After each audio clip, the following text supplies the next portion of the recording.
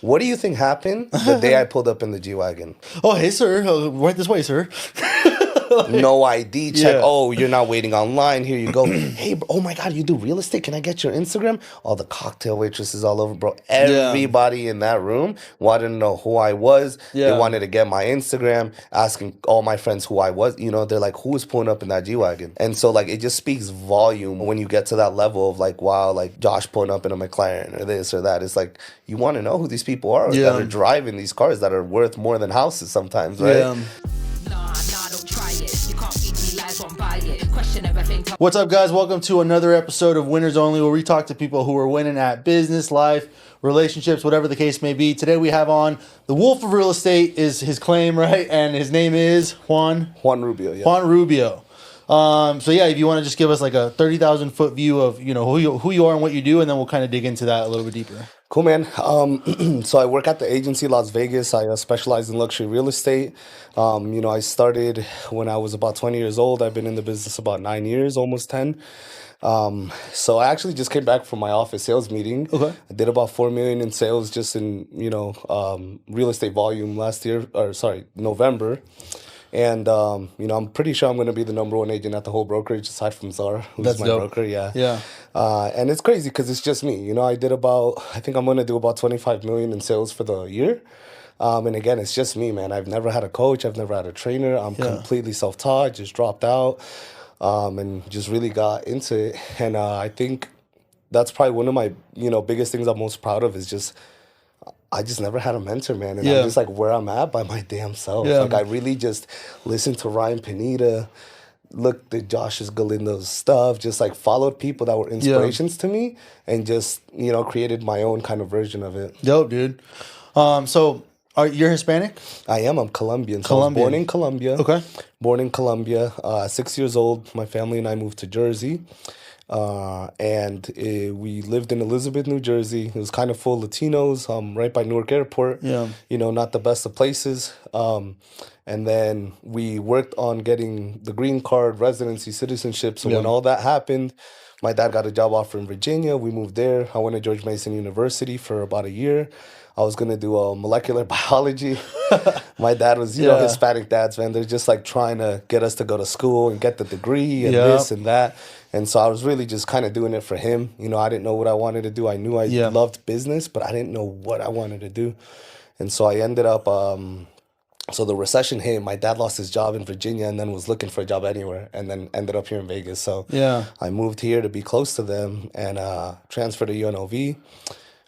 Hated it. I would every day just think to myself, like, do I really see myself, being a pharmacist just every day of my life? And I wouldn't, man. It just wasn't something that I saw myself doing. And something about me is like, if it's not going to make me happy, I don't care how much money you're giving me. It's just not worth it. Yeah. One of the things I wanted to touch on is I always like people like you because it's I would say even though you weren't born here, you're still first generation, right? You're like the first because I'm first generation, but I was born here. So my parents moved here. My mom was pregnant when she got here, right? Like I'm a freaking anchor baby. I was born in East LA. And I always I feel like us, like our generation, like first generation of a Hispanic family, they want you to go to school. They want you to, do good in whatever. And for me, I kind of had the same thing where, high school was coming around. I'm finishing up high school and I'm like, do I want to go to college? And I ended up going to college and the whole time, dude, I wanted to drop out. And here's the thing, though. Like, I ended up getting my degree, but I feel like I was there to party, dude. I changed my major 5 times. Right. I ended up with a degree in Spanish, which I already spoke. Yeah. That's funny. I was just like, bro, like, and really, it was just a piece of paper. It sounds so cliche, but like, I really just wanted to take the photo with my mom and dad. Right. Because I was the first kid they had in the States. Right. Like, I'm the fucking oldest kid. I had to show and be an example. Course. I couldn't drop out, and I was like, bro, I fucking hated college. Yeah. And the whole time I was in college, dude, I had the business bug. Yeah. Like high school, I was selling bandana wallets and fucking duct tape wallets and candies, all that shit. High school comes around, I get my financial aid. I fucking go and buy a t-shirt press, and I start selling t-shirts. Nice. Like you always had that entrepreneur mindset. Like I always had like I wanted to get that dollar, and then I couldn't really like go all in because of the college thing. So like I always, when somebody says I dropped out, like I always feel like I didn't have the guts to do it because I didn't want to let my family down in a way. So I did the degree, and then I did the business thing. But yeah, it's always cool to hear like first generation. So for me, it was crazy because I wasn't like real entrepreneur, like about like selling or this or that. But I was always very social. Like I was, you know, I was always captain of the soccer team, one of the most popular guys in school. I was just like that guy that just like everybody knew, that guy that threw the parties. Like, you know, anytime you're having fun, you want to know what's going on the weekend, like you hit me up and, you know, I'll tell you everything. And so like, that's kind of more of how I was. But, and so I never knew like what I wanted to do. But I always knew it was something to do with business. So when real estate just kind of happened to come into my lap, I was on the phone with a buddy. He was thinking about getting his license. And I was like, I've never thought about getting my license or even real estate at all. And then he explains to me like the commission, you know, how it works. You make your own hours, this, that. And I'm just like, man, I'm like, there's no ceiling to how much money I could make. I make my own hours. I work for myself. He's like, you ever watch $1 Million Listing LA? And I was like, no. He's like, put it on and just see if you like it. And I put on one episode, man. I saw Josh Altman, Ryan Serhant, Frederick Eklund, all these guys. And I'm just like, bro, these guys are in these beautiful suits and these G-Wagons and, you know, Ferraris, just showing up beautiful houses, negotiating deals on the phone. I'm like, that's a job? Yeah. I'm like, I would be thrilled if I did that every day of my life.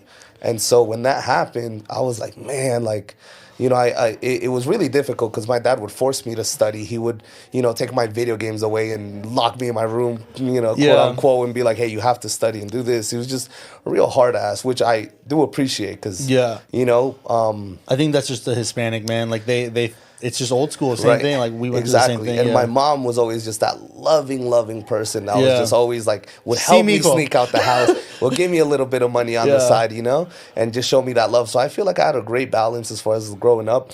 But the moment that I told my dad, man, that I was getting my real estate license and I was dropping out was one of the scariest moments of my life. And this is you as an adult, right? Yeah, this is me at like 19, 20 years old, you know. And so I went up to him after watching $1 Million Listing. I knew immediately after watching one episode, that's what I want to do the rest of my life, period. Like there was no doubt in my mind. And I had never felt like that about anything. And so I go up to my dad and I'm like, Dad, there's something I really need to talk to you about. And he was like, what's up? And I'm like, I want to drop out and I want to get my real estate license. And there was this silence for like what felt like an eternity. It was like 5 seconds, right? And he looks at me and he's like, okay, what do you need? And I was like, there's no way he's okay with this. I'm like, do you have a fever? Are you sick? Are you good? That's not what I was expecting you to say. Right, me neither, bro. This guy has drilled me since I was born to study, to get my degree, to go to college. And somehow he just understood, like, he saw that I really wanted this or something, man. That's dope, dude. Just to cut you off. Like, I thought you were going to say the complete opposite. I thought he was going to kill me, bro. I thought he was going to kill me. And he was like, okay, what do you need from me? And I was like, let me borrow $2,500, and as soon as I sell my first house, I'll pay you back right away. And he was like, okay.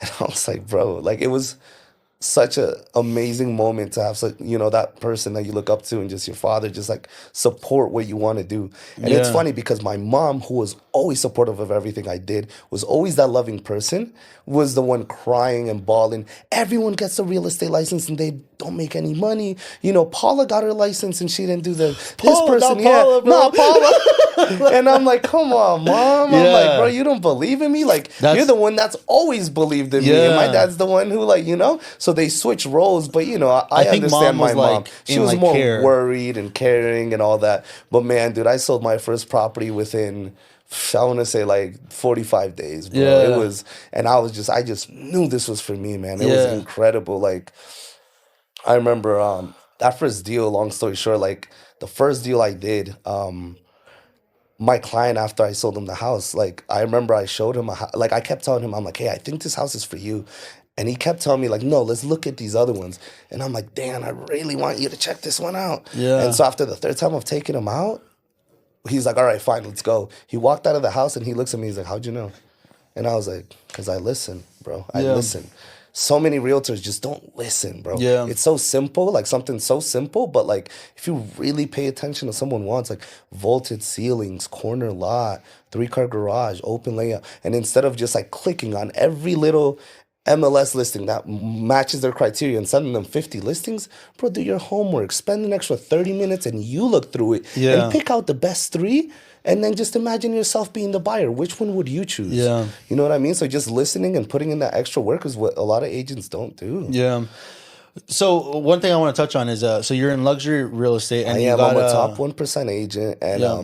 there was a big transition between me selling these regular $300, $400, $500 homes to breaking into luxury to then flipping homes to then wholesaling, flipping, and doing everything yeah, I'm doing that's now. what I was gonna ask. I was like, I feel like That was my start, was just like, let me get my license, let me get my foot in the door, let me get some commissions, stack this money, and then I just take strides and strides and strides to where I am now. Yeah.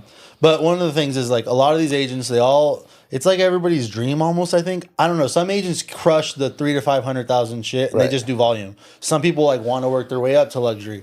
Like for somebody like you, like it seems like, maybe you weren't super rich growing up. I don't know what that looked like. I wasn't at all, yeah. But what I'm saying is like sometimes a lot of these agents that are in luxury real estate, they're born into money and they're born into the relationship. So they get their license and they already have the rich friends. I don't think there's another Latino luxury agent out there that does as much luxury as I do. So for a newer, maybe not a newer agent, an agent who's trying to work their way into that luxury space, what would be your recommendation? Like as far as obviously they get their license, their initial sphere of influence is all people who are kind of normal day people. Right. What did you do that differentiated you that kind of got you to that level? What brand is that right there of that book? Tom Ford? How do you know that brand? It's just branding, bro. Right? Yeah. Okay. So I love that you asked this question because it was a question I asked myself every day for 5 years, 6 years. How do I break into the luxury market? Being a Latino who came to Vegas not knowing anybody, who's not rich, who, doesn't fit that, And man, I tried so hard because again, my goal was always like, I want to be like Josh Altman. I want to be that luxury agent. So I could have went the route of like, farming the east side of Vegas and being that Latino agent and selling 100 houses worth $100K each, and it would have been fast and it would have been easy. Yeah. But I didn't want to take that route. I didn't want to be, the Juan Hispanic realtor of East. That's not me. I'm like, I want to be that luxury guy. So how do I become that? And so there was a couple light bulb moments in my career, in my life, that I think helped me out a lot. So I want to say the first one was day one for me getting my license, man. I would give myself positive affirmations every single day, man. I would put myself in that car, no music, just positive affirmations. Now I tell myself I'm the best realtor in Vegas. I'm a luxury agent. Just positive affirmations over and over. I hadn't even sold a house yet, but I knew I need to train my mind to be that guy. Because there's so many places your mind could go when you're a 20-year-old. Who's going to trust me with a $500,000, $600,000 investment? For 90% of people, buying a home is the biggest investment they're ever going to make in their life. And so I could have easily just pulled myself into a dark place and said, like, who's going to trust this 20-year-old with the biggest investment of their life? But I didn't. I'm like, I'm going to do my best. I'm going to help these people out. And as long as I do my job the best that to my ability and help these people, everything else is going to fall into place, period. And any negative thoughts I ever got in my mind, gone immediately, replaced with a lot of positive affirmations.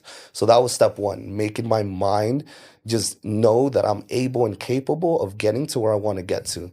And then just visualizing me being Josh Altman, me being that guy driving that exotic car in that nice suit, showing $1 million properties. But there's, a huge, step that you got to take between, visualizing and actually making it happen. So that was the first step. Visualize it. Make sure that you just have that self-esteem and that confidence that you're going to get there one day. And if you believe it, you can manifest it.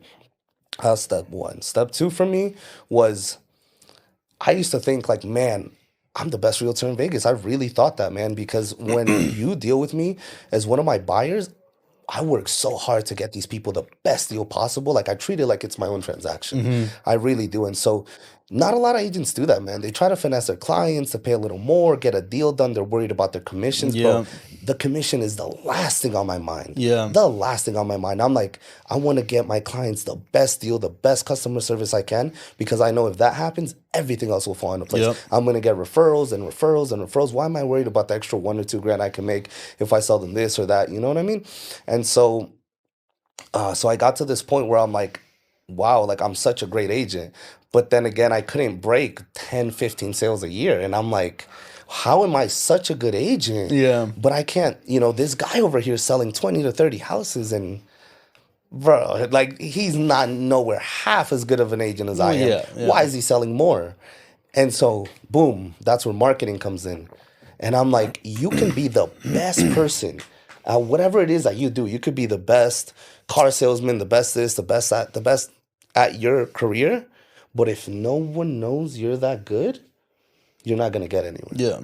And that kind of blew my mind to think like, wow, like you could have the best doctor, the best this, the best that, the best anything. But if no one knows you're that good, who's going to call you? Who's going to use you?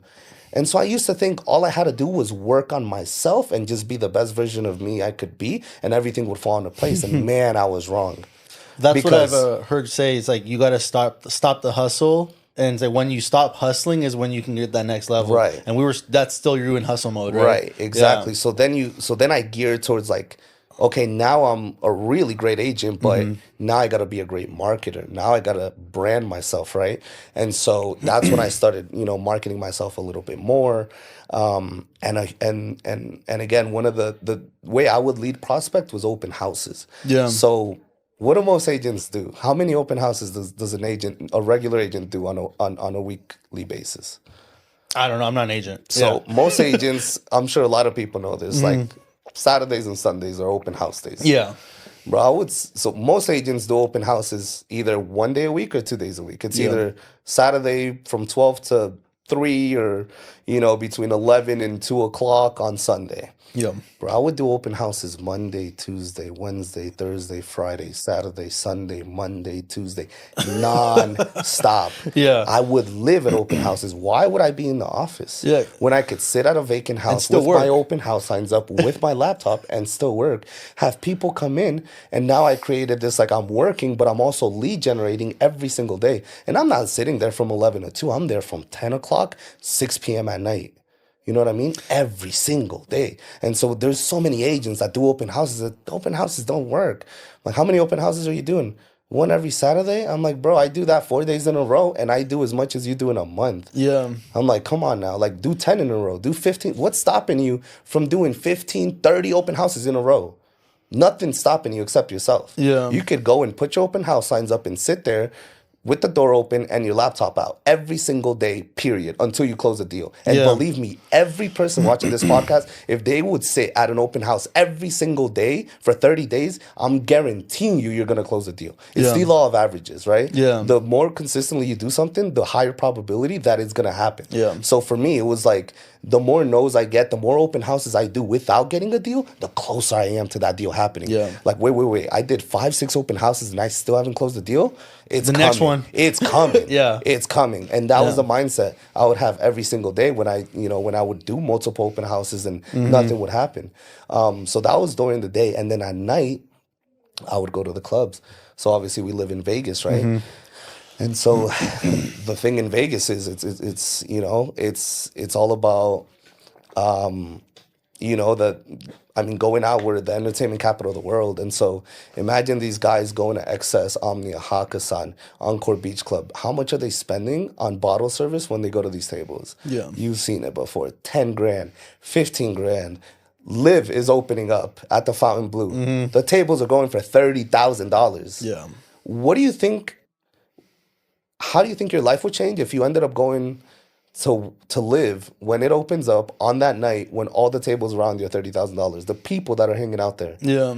Don't you think you might meet 1 or 2 people that are like worth your time just meeting? If they're spending $30,000 on a table in one night, how much money do these people have?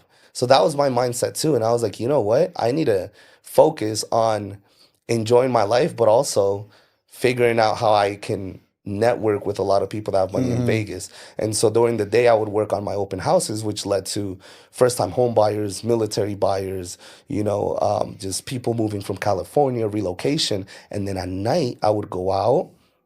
I would wait. I didn't know many people when I first started doing this. So I would wait outside of Hakkasan at the MGM, for example, chill there, wait for a lot of girls to pass by. And I'd be like, hey, do you guys have a table? And they'd be like, no, we're just walking in on the guest list. I'm like, come with me. I got a table. I'll take care of everything. You're taken care of, and you're going to skip the line. Who's going to say no to that?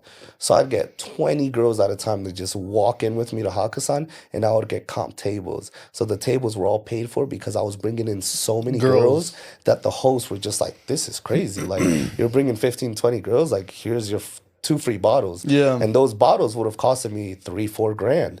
Now I'm getting something worth 3-4 grand for free. And so I would do that. And then the tables around me are actually spending 3, 4, 5, 6 grand at the time where I didn't have that money. Yeah. And so I would network and I'd call people over. Hey. Yeah. And so I would network in the clubs like that, making sure that I wasn't losing track, because you can lose track of like what you're actually there for. When you start partying. And drinking and that. But I always kept my first priority is investors, meeting people that I think have money. Tell them who I am, Exactly. Tell them who I am. And I wouldn't even ever bring up real estate. That was never a conversation. It's just build relationships first, then everything will come after that, right? And so I did that, and I started meeting so many investors. I got a portfolio of 50 properties from one investor because of that. Just going out, networking. And eventually 2-3 years later of me building relationships with these people and inviting them out, invites me to his mansion and goes, hey, I want to give you my portfolio. I've seen you've been doing amazing. Here you go. 50 houses to sell. Yeah. And so then my mind changed from like, okay, instead of working these cookie cutter deals, let me start working with investors, because what if I pick up 3 or 4 of these guys? Yeah. Now I'm shooting up to the stars in this next level. Yeah. And so then I switched my business model to almost investor-like. And then the branding came in, and getting into the luxury came in, where I'm like, okay, now I'm surrounding myself with people with money. Now I'm building rapport with people that have money, and I'm taking care of them, and I'm providing this concierge service of, just getting them tables and this and that. And then I joined a luxury brokerage. That was the other step. Joining a luxury brokerage, because now I have to be around people who I want to be like. But luxury brokerages don't just take anyone, right? You have correct. to. Yeah. Oh man, correct. So it was hard to get into this company, but again, I'm so good at networking, socializing. People already knew me. So the first luxury brokerage I worked at was Luxury Estates International with Cameron Zand. We're having him on the podcast next week. Yeah, Cameron's. He's one of the goats. We man. play pickleball like a lot. Like me and him, we play. Yeah, that's Dude, funny. He is incredible. His marketing is top notch. Dude, G. Nothing but amazing things to say about him. He is great. He's taught me so much. So we went. We went to this seminar. It was a Tom Ferry seminar, and the whole Luxury Estates International crew was going. And they went over there, and one of my buddies invited me that, was part of the LEI crew. And so we went, and that's how I got introduced to Cameron. And man, he was just, he just had it was a completely different environment than I was used to, because there was a lot of young guys there. This young guy, and he himself was so young, like 29, 30 years old at the time, with his luxury brokerage just killing it. And I'm like, damn, like, who is this guy with, at this age running this amazing luxury brokerage?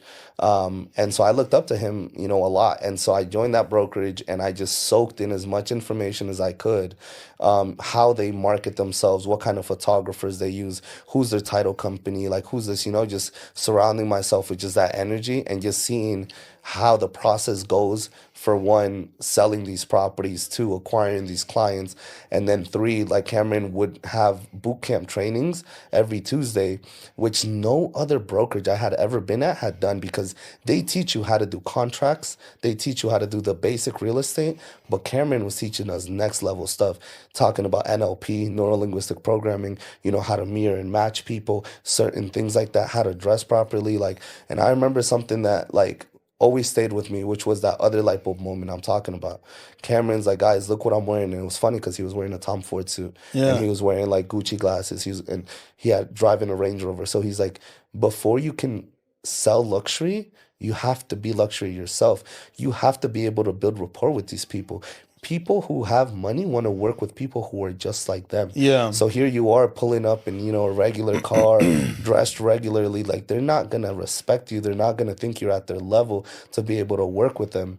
But look at me now. I pull up in a G-Wagon. I pull up in Ferragamo shoes with Yeah. my, Versace this, and it's just, unfortunately, it was so hard for me to get that because I was always the guy that bought like H&M clothes and this and that, right? Because our parents, as Latinos, teach us like, do Yeah. not spend money. Who's gonna spend $1,000 on shoes? Like, Yeah. being a Latino, when we have family in Colombia Dude. that's suffering, and so like, Yeah. like I had to get out of that mindset and be like, well, like, wait a second, like, I go from, like, hey, honey, don't eat out. Well, I'm like, yesterday I just went to Zuma. I spent $600 on a meal Yeah. at Zuma. Why did I do that? Because I'm there for the experience. And now when I get clients from Beverly Hills, I can tell them, I'm like, the omakase plate at Zuma is phenomenal. The Wagyu is phenomenal. I can tell them, all these different plates, the miso, Chilean sea bass, incredible. Yeah. You know what I mean? So when they see, like, I live the lifestyle they live, it's a completely different story because now they know, like, wow, I can trust this guy. This guy's just like me. He eats where I eat. He, shops where I shop. He drives what I drive. So he understands me. He gets me. And so, when I realized that too, I bought my first pair of Louis Vuitton shoes, and it just felt so. It was hard to spend $1,000 on shoes back then, but man, when I went out with my investors that had money, and all three of them were wearing Louis shoes, and I was also wearing Louis shoes Yeah. with the little checkers, it was just a vibe, bro. Like, Yeah. it's different. Like, you get a little closer knit into the group, Yeah. and I was like, man, like. I'm like, it's crazy how, like, we were born and taught to, like, don't go out to expensive restaurants, don't spend this money on, all these things that we don't need. But at the same time, it's like, if you do want to hit to that level, that's what you have to do, because you have to brand yourself as a luxury person, and no one's gonna believe your luxury unless you're out there actually living that lifestyle. Yeah. And so when I realized that too, I started, being a little more conscious of where I'm shopping, what I'm doing, instead of maybe shopping 3 times, in a month, and maybe I might shop one time, but get, designer, and so kind of changing that mindset and just getting into that. And then also I had saved enough money to where I'm like, I can make a really good purchase. Like, everything just kind of fell into place for me to get a G-Wagon. And, man, that car literally changed my career and my life, bro. Yeah. And I had a conversation with my dad. I'm like, hey, I'm thinking about getting a G-Wagon. Obviously, they're extremely expensive cars, but my CPA had told me, like, hey, Section 179, you need a write-off. You're already selling all these houses. I was already a top 1% of getting to the top 1% of agents. So he's like, you need the write-off anyway. Either that money's going to Uncle Sam or you get a car, And so I told my dad, I'm like, hey, I'm sorry, but like, I'm making this big purchase. I'm doing it. And you know what? It's going to help my brand. It's going to help my career, because people are going to see that it's a luxury vehicle. It's a luxury car. I'm not pulling up in a 2011 Camaro, Yeah. And dude, I kid you not. And I told my dad, I'm like, I promise you this car is going to pay for itself. I kid you not. The next day after I bought that car, I got so many DMs and messages flooding into my Facebook and my Instagram DMs of people asking me questions about the car. And a lot of those people actually had money. Like, one of my buddies that hit me up, he drove a McLaren, had a Porsche 911, a Raptor, and a Lamborghini. Yeah. But he hadn't had a G-Wagon yet. He lives in the Ridges, rich guy. And he goes, how do you like the G-Wagon? And, start answering his questions. Well, let's go for dinner. Love to talk to you. Boom, we go to dinner. He's like, hey, man, I want to start flipping houses. I know you started to flip houses. Can you find me something? Within a week or two, I found him something, closed the deal in 10 days, made like $10,000. And then I helped him fix the house up, made another money on that. Then I double-ended the deal once the house was done. Yeah. And then I sold the house again. So I got 4 or 5 checks From that one house. Yeah. The day after I bought the G-Wagon, bro. Yeah. And it was like, since then, my business just started skyrocketing, because now I'm dressing properly. I'm eating at fancy restaurants.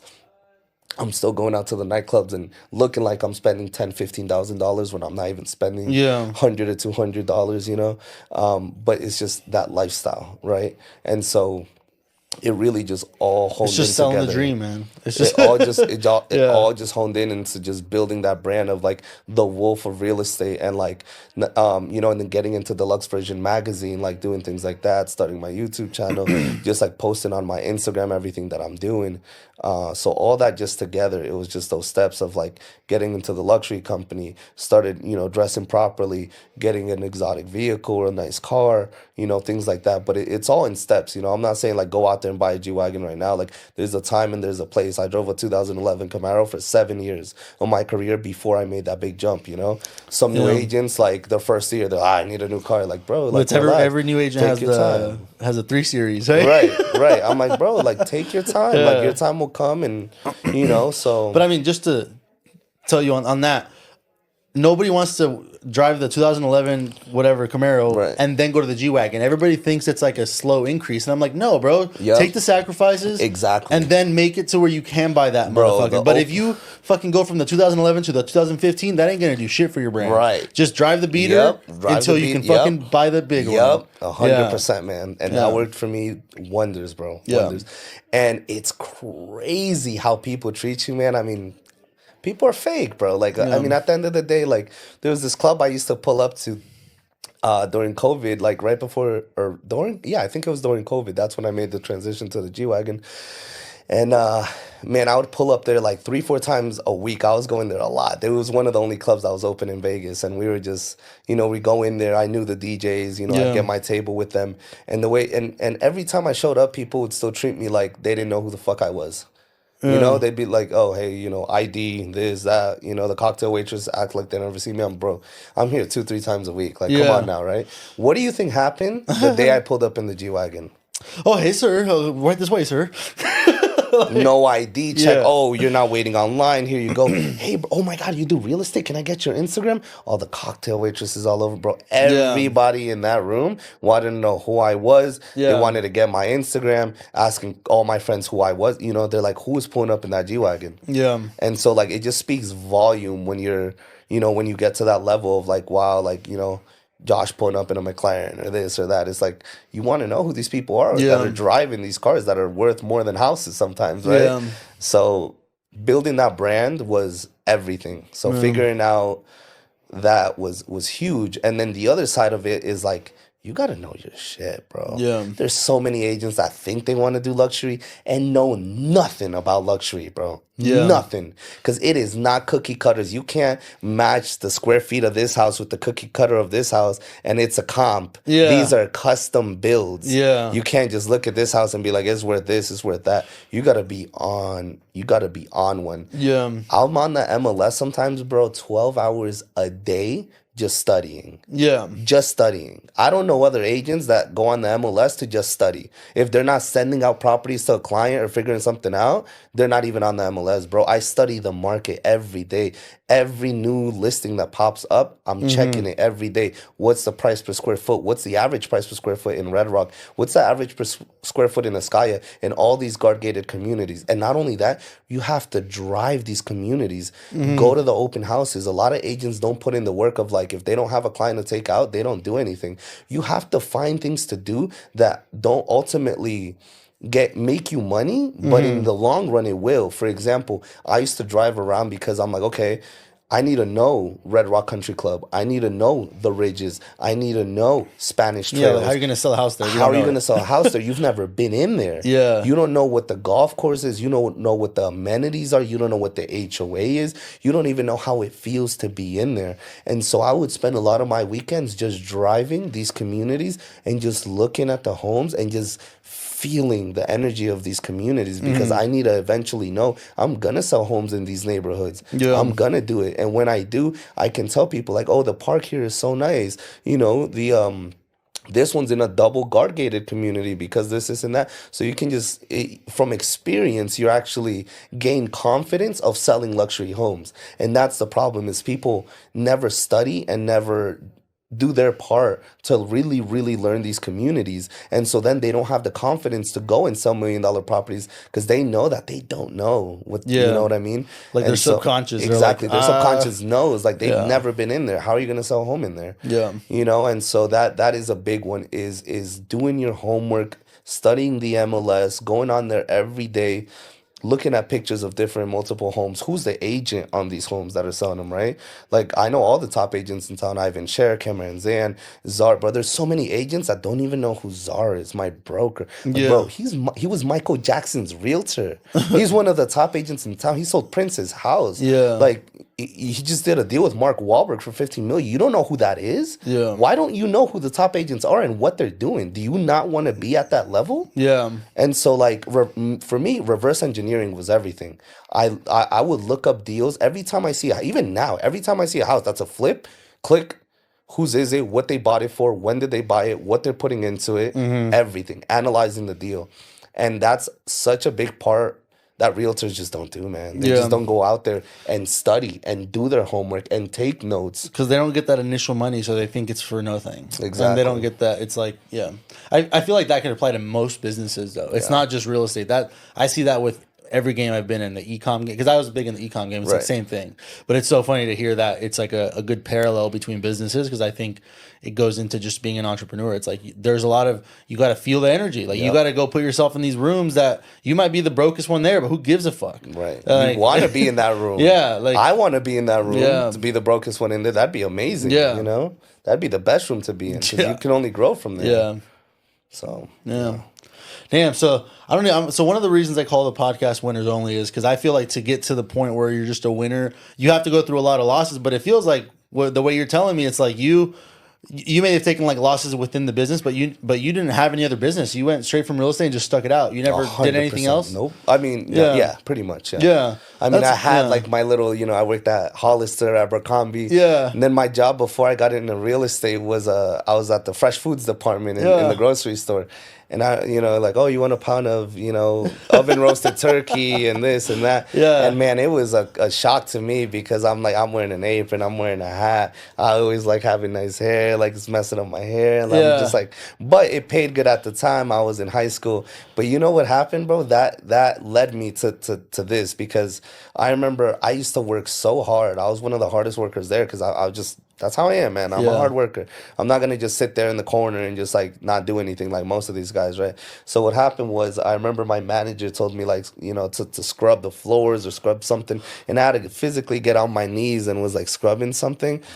And I just had another light bulb moment. Like, I'm getting paid $12 an hour to be on my knees scrubbing cabinets, bro. Yeah. And even at that age of like, I was a senior in high school, I dropped it and I walked out, and I didn't tell anyone anything. And I went up to my dad and I'm like, Dad, I'm sorry, but I'm worth more than $12 an hour. I'll tell you that. I'm like, I don't know what I'm gonna do or how I'm gonna do it or where I'm gonna do it. Yeah. But I could tell you, I'm worth way more than $12 an hour to be scrubbing cabinets. Yeah. So I'm sorry, but I'm not working. Out. Yeah. And I'm out, and and I stopped kind of working, and luckily I had the support of my family when I was, still in high school and stuff, to where I didn't need to work. Yeah. And I could focus on my schooling and then, eventually fall into real estate. But even then I had that mindset, like, no one's going to tell me how much I'm worth. Yeah. I'm going to tell you how much I'm worth. Yeah. That's cool. I think there's a lot of parallels. I think it's the first generation thing is like what I like hearing, because it's like you had the family that's telling you to go to school, telling you to do this and telling you to do that. And how many siblings do you have?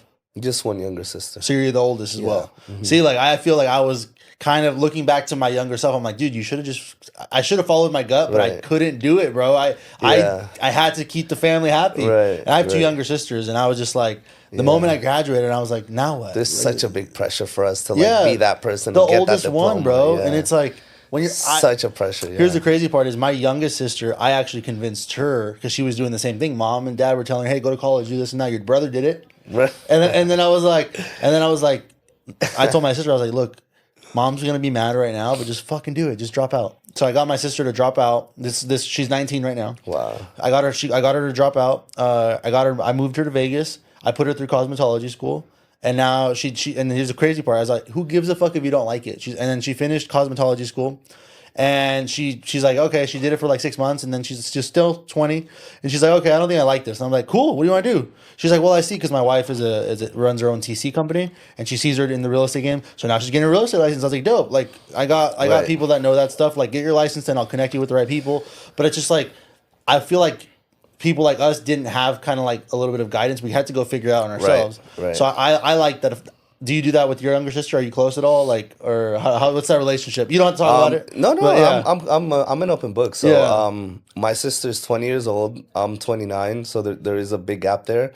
But nah, man, my sister loves studying, man. Yeah. She's a little bookworm, just like my dad. Like my dad was so poor, man. Like in Colombia, he had one pair of jeans, like growing up, and that's all he had, you know. So he knew for me to get out of where I am, it's school. Like there's no other way. Yeah. It's scholarships. It's getting my school paid for. And so he was that guy. He's a genius, bro. He's so smart. And so that was his thing. He's like, this is my way out, and I'm gonna go 110% at it. And he was top of his class for absolutely everything he ever did, and was just like honed down on that. And he wanted me to be that person, but I wasn't. But luckily my sister just had that in her, and she loves studying. She's just like him. I was more like my mom and my uncle. More rebel of the family. Exactly. Yeah. Exactly. But no, I'm super proud of her. She's like getting into a radiology program now. She's gonna be making almost close to 6 figures at like 21, 22 years old. 22 years old. And the fact that she has a brother like you that can tell her what to do with the money. Right. That's the cool part. For sure. Because that conversation will come. But I've kind of let my dad just take over her, you know, because I've realized that she doesn't have the personality I have, which is also a big thing. Like, you have to know what you're good at. Yeah. You have to know what your strengths and your weaknesses are. Like, you put in real estate, bro, like, this girl is not social. She's not going to talk to you. She's not going to door knock. She's not going to cold call. Like, it would go bad. Yeah. You know what I mean? So I think everyone has to work for their strengths as well. Yeah, like I mean that makes sense. Like the one thing you said though is that you kind of let your dad take care of it. So for me, and before I get into this, let me preface it with saying I love my dad, like he's dope, but we never had like the father-son relationship that I always wanted. And it seems like your dad, especially when that moment when you told him, "Hey, I'm dropping out, doing this real estate thing," he had your fucking back. Yeah, he did. Like growing, like I don't know if it was like the Hispanic in him or what it was with my dad, but like it was never like he had my back. Like I talked about it yesterday in a podcast where like one time I got in a fight at school or something, and I was just self-defense, dude. And like I beat the fucking shit out of this kid, and my dad like got me in trouble, and I was like, what the fuck, like. You should be proud that I just defended myself. Facts. You should be fucking telling me like, hey, you know, like you didn't throw the first punch, whatever, but you handled it, whatever. Right. 100%. Didn't have my back. I got grounded, got like all this shit taken away. Right. And it's just like moments in my life I haven't had that father figure that like just like has my fucking back. Yeah. And that's and at like he was there in the home until I left, but right after I left, mom and dad got divorced, whatever, and my sister's kind of lost dad. So I had to kind of like step in a little bit and like from afar, but like I've had to like kind of not father them, but like kind of guide them. Yeah, because I like my younger sister, she actually works for me now here at the media company. I got her to quit her job in LA. She was an accountant, went to college. Now she works here. My little sister, I convinced her to drop out of college. Boom, boom, boom, got her here. Nice. and I'm slowly getting the family here, but I feel like I'm playing fucking dad. Yeah, for sure. And it's like. And my dad's still alive, whatever. He's still kicking. He lives in Mexico now. He's retired. Yeah. But it was just like, dude, like, you can't just leave your fucking family. So, like, I have, like, this weird relationship where, like, I still talk to him every day. But, like, I don't think... I have two boys right now. It makes me, like, be 100% certain, like, I will have their back no matter fucking what. And, like, that's my kid right there. Yeah. You ever watch the Tony Robbins documentary? No, I've been hearing. You have to, bro. You're the second person to tell me that. Yeah, I need to watch that. But yeah, because I mean, long story short, it's like sometimes we blame our parents for like some bad stuff. Yeah, but it's like if you blame them for the bad stuff, you gotta blame them for the good too, right? Yeah. So like, had your dad not been like that with you, you wouldn't be the entrepreneur you are now. You know? You would have been a completely different person. You wouldn't have been pushing and driven so much because you're like, okay, well, he doesn't have my back. I got to have my own back. So I got to push up, you know? And so it's like, it's really funny how that works. How, that's like, a good point, yeah. You know, it's like... Because if I hadn't been raised this, like, you know, this way, like... Maybe I'd be softer. You know, like that's exactly what I'm trying to say. I always say that. Exactly. I've thought about that too, bro. Where it's like, you know, everything happens for a reason. I hate that fucking saying, but it's true because it's like, had he not been the way he was, like maybe I would have just like been more passive and been okay with the mediocre life and just like whatever. Because I'm telling you, my dad was hella strict with me. Yeah. But now that I look at it, I'm like, had he not been like that with me? Yeah. I'd be a mess. But I don't mind the strictness. Yeah. My thing was just like having my fucking back, bro. Right, Like right, I'm your right. fucking Yeah. only son, Right. and it's just like I almost envy like the fact that you said that. Like I'm just Yeah. like, dude. Like if I would have told my dad that, he would have. It would. Here's what it would have happened, which it's a guess. I don't even think he would have cared. He'd have been like, okay, do whatever you want. It wouldn't have been like, what do you need? Like what are we doing? Like Right. whatever. And I think now as an adult though, or now him Yeah. being older, I think he understands that, and now he's trying to, which I don't know how to reprimand it, but like Right. he reaches out now, like, hey, do you need anything? Like this and that, and I'm like, you're trying to fix this now, man. Right. That's funny. And it's fucking Yeah. I don't know how That's it got cool that to he's there. trying. Yeah, Though, you know? That's cool. He's yeah. trying. So we'll see where that goes, but it's just like, bro, like when you're a kid, I feel like those core memories is Yeah. like what kind of triggers who you are as an adult. Because I'm like, dude, Yeah. again, the fact that I can still recall that moment where I was like, Right. you didn't have my fucking back, and I literally just defended myself. And I beat the shit out of this kid, but he deserved it. Like, you know, and it's like, dude, Yeah. like, yeah. See, so- my dad was the type that is like, I played soccer my whole life, but I had a period where I got into mixed martial arts, taekwondo, Muay Thai. So when I got into taekwondo, he was that guy that would push me and sign me up for every tournament, every championship, and he was there every single game, every single tournament, just pushing me. And by the time I was like an orange belt, I had more trophies and medals than any black belt there because he literally signed me up for everything. Like he pushed me that hard to just go to just everything and just prove myself and just, you know.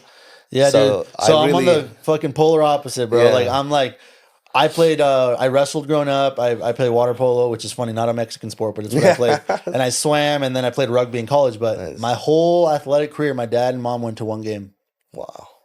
And I remember it was my last, it was senior night, Right. High school, right? Right. And I was like, hey, like, Wow. it's my last game. You guys want to come watch? And they're like, okay. Right. And I'm like, okay, cool. Yeah. But that was it. Right. You know, and then seeing my friends who would like have their dad at every fucking game. Like there was one of my friends, his dad ended up becoming like my sports dad. Right. Because like he knew that my parents weren't there. So like that's they would nice. take me into their little like where they would eat, where they would and like That's so nice, So I was yeah. like, I know for my kids, like he turns 3 he just turned 3 last week.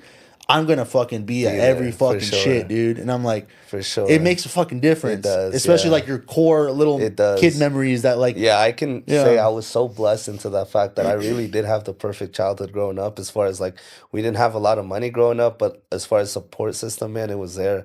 And it's crazy because my mom actually passed away this year. Damn, sorry to hear that, man. And she was like, bro, like if I tell you this woman was an angel and like the best mom that you could ever think of, it's crazy that like I lost her. But it's like I owe it to her to like keep pushing forward and keep working hard and now take care of my dad and my sister and make sure like, you know, I want to retire my dad hopefully in the next year. And you know, just make sure the family stays intact and being strong for everybody. Yeah, But I mean, it's kind of like, you know, being the oldest, and even dad's kind of, you know, out of commission, so it's your family now, right? Right, Yeah, exactly. So that's where I'm kind of in the same boat, dude. Where I'm like, dad is still alive, he's cool. I hate saying it out loud, but he's like gone. Like I'll see him like once a I mean, year. he's in Mexico. He's in I mean, Mexico. like, He's chilling. yeah. And then he gives me the excuse, like, "Hey, if you want to see me, like, you can come see me." I'm like, "Dad, I have a family now, bro. Like, I'm building this thing. Like, you're the retired one. Yeah." Like, And so what's happening now is like I'm 28. I'm like I turn 29 next month, and I'm like bringing mom and out. But I'm like I've kind of become like the head of the family now, Right. without even trying. And now I'm I'm trying to retire my mom in the next 2 or 3 years. But one thing I am blessed about, and I don't even get religious or anything, but my mom's so young. My mom had me at 17. So my mom's 46 right now. 46, 47. wow. So I know that my kids will have a life with my mom, that I will have a long ass life with my mom. Right. My mom has 30 fucking years left, bro. Like, and I'm 29. Like, I'm gonna be 50 and my mom's gonna be alive. Like, I'm so happy to be able to say that. Like, and a lot of my friends, like, shit. I mean, sorry to hear it, but like, even you, bro, you just said you're my age, dude. You're 29, and to think about that right now, like, I don't know what I would do. Yeah, bro. It was stage 4 cancer that came out of nowhere. My mom was the healthiest person. You would never. How old was she, if you don't mind me asking? 58. Okay. 58. Yeah. And she was the healthiest person, man. And just out of nowhere, like, she just went to get a colonoscopy that was just like a regular checkup because at that age you should just get one done. They're Yeah. like, we see a little something, and then out of nowhere they're like stage 4 cancer. We're like, what? How? She has no symptoms. Yeah. She's completely fine. Like, what do you mean? You like And didn't want to believe it. and so basically they were like, it's called the silent killer because you get no symptoms until the very end. You have no idea, and then it's just gone within a year. I have a lot of friends who have been dealing with cancer. You just met Sean Bob. You know Sean Bob, and seeing him go through that last year, bro, was hard. Obviously, I didn't know Josh when he went through Crystal's thing, but I'm just like, it's like I had never experienced it until I moved to Vegas. Like, all my friend groups, me growing up, I've never seen it, and it's just so scary. Like, just the thought of it. It is. Yeah. But it's like what people have to go through, dude. It's like I'm almost like scared. Like I should go get a yearly checkup just in case. And it's like, and I feel like I'm not doing that because I haven't been affected in my immediate family. But now that I'm like hearing it from you, hearing it from seeing a really good friend of mine go right through that, it's hear crazy, Josh's man. stories, Crazy. I'm like, is there like because you think like maybe they're like you'll get a warning sign, you know? Yeah. You'll get something, and sometimes you don't. But like, what is that? Maybe you don't know the answer to this. This is just me like thinking out loud now. It's like, is there like a checkup? Like, is there like a once a year cancer check you can go do? Like, that's a good question, man. I know as far as like colonoscopies goes, like for colon cancer, they used to say like you should, get one in like your 60s, and then they brought it down to your 50s, and now it's down to your 40s, so they're like you should get your first colonoscopy at a certain age. So that's for sure. And that's just like camera up your ass, right? Pretty much, just to make sure everything's good in there. I kind of want to go do that right now, bro. Like, it's how old are you? 28. Nah, really? I mean, you're too young, but I mean, probably like closer to your 40s is like you should, but what happened with her was she was supposed to actually get it done, and then COVID happened, and because she had no symptoms, they pushed her appointment a year or two.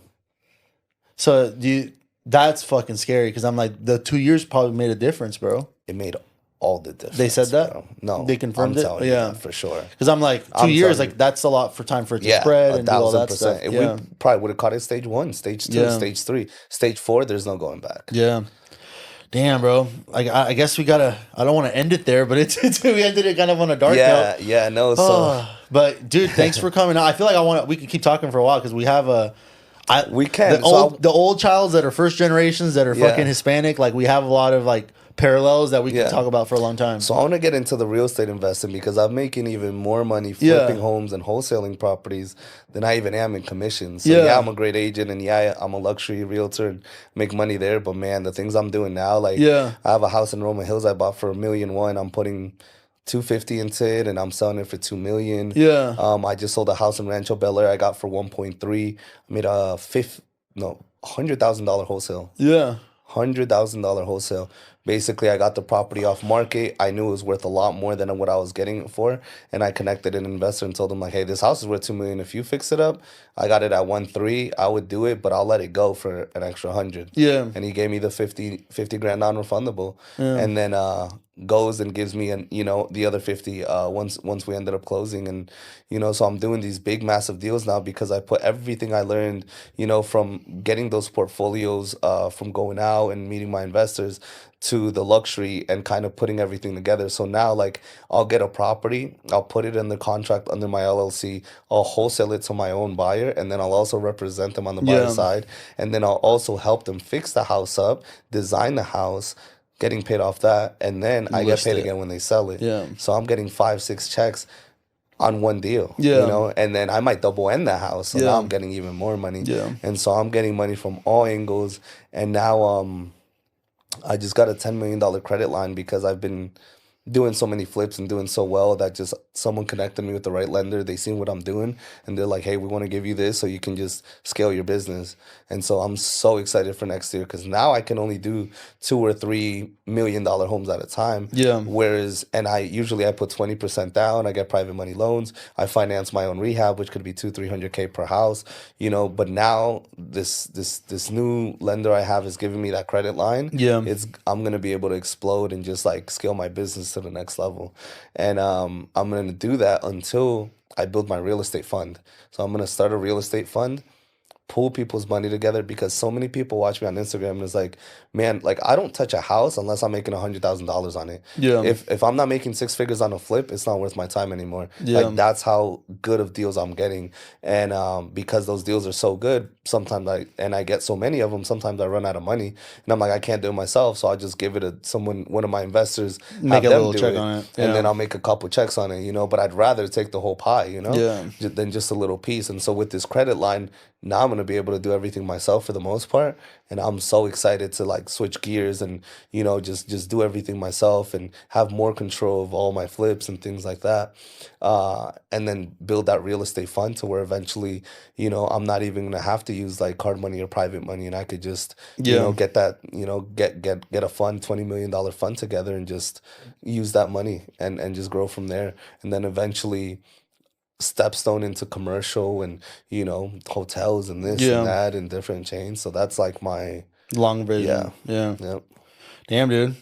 It's like we got a lot to hear. I mean, I enjoyed this to where like I would be down to like do another one in like a few months if you want, just for to sure. see where shit's going. Because Yeah. I'm pretty new to Vegas, dude. So I've only been here 2 years, and I'm trying to just like meet people, and I feel like I've done a good job so far. Like I've Yeah. kind of infiltrated Yeah, some I mean, you're, circles. you're in Galindo's office. It's Yeah. a great office to be in. So Yeah. you're definitely connecting with the right people. Yeah, man. So I mean, shit. You got anything else before we close off? That's a lot of information to digest. I'm Yeah. definitely gonna rewatch that for sure. Yeah, and then I'll clip up all the reels and I'll be tagging you in all of them. For sure, bro. Yeah. No, I appreciate that. Where can people follow you on Instagram? The Wolf of Real Estate, and the of is a zero. So it's the Okay. Wolf of Real Estate with the zero and the of. Was the real one taken without the zero? Yeah, Yeah. for sure. So the no I want to leave on is, if there's one golden nugget you guys could take from me is, I think the biggest factor to my success is that I absolutely love what I do. I am so passionate about real estate, flipping houses, getting deals done, that it does not feel like I'm ever working. Like I am literally just living my life, Mm-hmm. and that's it.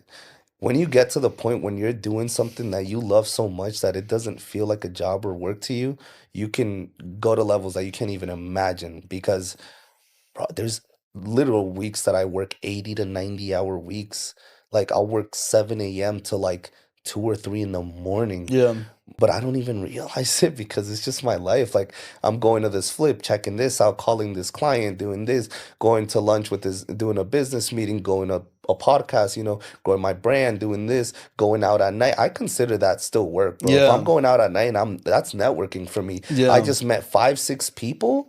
I just met an OnlyFans girls with 3 million followers that has hundreds and hundreds of thousands in the bank. Yeah. You know, I just met a stripper at Spearmint Rhino Yeah. that just called me literally and gave me a $900,000 listing, and she also wants to buy a house for 600,000 because Yeah. she's downsizing. That's work, bro. Yeah. So I'm like, you know what I mean? And so I literally work 80, 90 hour weeks sometimes, but it's like, to me, I'm just living my life. It's just bro. living. And Yeah. so like when you get to that point where you just do something that you love, and you're able to like hone your skills into that and somehow monetize your passion, your whole world is just, it gets put together, you know? So whether that's real estate for you guys or something, I just like, I'm a big believer in just like follow your passion, bro. There's literal kids on YouTube reviewing toys and making millions and millions Yeah. and millions, bro. Yeah. Find what you love and figure out how to monetize that. Yeah. Period. That's my Damn. golden nugget. This is Winners Only. Thanks for watching.